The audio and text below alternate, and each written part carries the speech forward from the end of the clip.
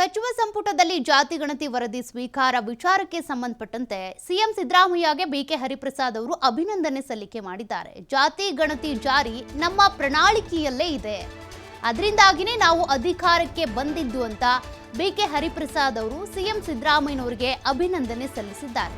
ಅಂದ್ರೆ ಈಗಾಗಲೇ ಜಾತಿ ಗಣತಿ ವರದಿ ಏನಿದೆ ಸ್ವೀಕಾರ ಆಗಿದೆ, ಅನುಷ್ಠಾನ ಆಗುತ್ತಾ, ಯಾವಾಗ ಆಗುತ್ತೆ ಅದಕ್ಕೆ ಸಂಬಂಧಪಟ್ಟಂತೆ ಏಪ್ರಿಲ್ 17ಕ್ಕೆ ಒಂದು ಚರ್ಚೆ ಆಗುತ್ತೆ.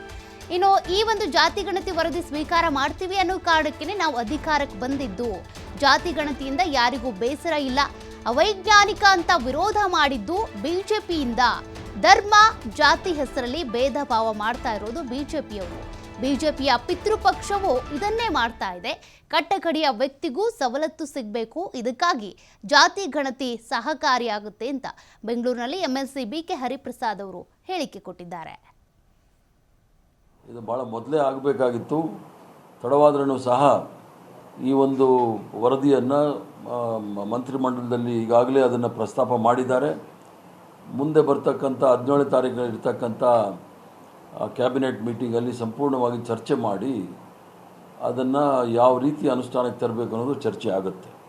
ಆದ್ದರಿಂದ ಯಾರೂ ಸಹ ಇದರಲ್ಲಿ ಸುಮಾರು 93% ಭಾಗದಷ್ಟು ಜನವು ಸಹ ಈ ಒಂದು ಮೀಸಲಾತಿಯ ಇದರಲ್ಲಿ ಬಂದಿರುವ ಸಂದರ್ಭ ಬೇಸರ ಆಗುವಂಥದ್ದು ಏನೂ ಇಲ್ಲ.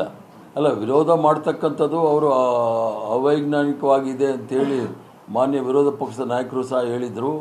ಮತ್ತು ಈಗ ಹೊಸದಾಗಿ ಹೇಳ್ತಾ ಇದ್ದಾರೆ, ಇವರು ಜನಗಳನ್ನು ಡಿವೈಡ್ ಮಾಡ್ತಾ ಇದ್ದಾರೆ ಅಂಥೇಳಿ. ಈ ದೇಶದಲ್ಲಿ ಜನಗಳನ್ನು ಧರ್ಮದ ಹೆಸರಲ್ಲಿ, ಜಾತಿಯ ಹೆಸರಲ್ಲಿ, ಭಾಷೆಯ ಹೆಸರಲ್ಲಿ ಭೇದ ಭಾವವನ್ನು ಸೃಷ್ಟಿ ಮಾಡಿ ಅವರನ್ನು ಬೇರೆ ಬೇರೆ ಮಾಡ್ತಕ್ಕಂಥದ್ದು ಅದು ಭಾರತೀಯ ಜನತಾ ಪಾರ್ಟಿಯ ಏನು ಒಂದು ಪಿತೃಪಕ್ಷ ಅಂತಿದೆ, ಅದು ಮೊದಲಿಂದ ಮಾಡ್ಕೊಂಡ್ಬಂದಿದೆ, ಈಗಲೂ ಮಾಡ್ತಾ ಇದೆ, ಅದನ್ನು ಬೇರೆಯವರು ಮಾಡ್ತಾ ಇದ್ದಾರೆ ಅಂತ ತಿಳ್ಕೊಂಡಿದ್ದಾರೆ. ಸಂವಿಧಾನದ ಆಶಯಗಳಲ್ಲಿ ಸಮಾಜದ ಕಟ್ಟಕಡೆಯ ವ್ಯಕ್ತಿಗೂ ಸಹ ಸರ್ಕಾರದ ಸೌಲಭ್ಯಗಳು ಸಿಗ್ತಕ್ಕಂಥದ್ದು ಸಂವಿಧಾನದ ಆಶಯ.